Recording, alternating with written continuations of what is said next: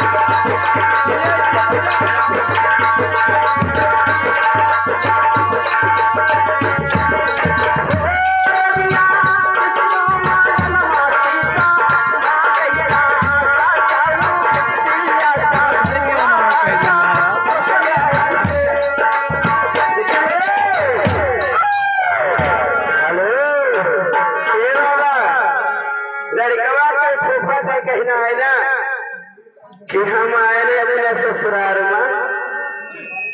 आवाज लड़कवा के अम्मा को कहना है कि यार लड़कवा के फूफा ज्यादा दूर से नहीं गमक गढ़वे से आया है। कहते कि कब्बो कदार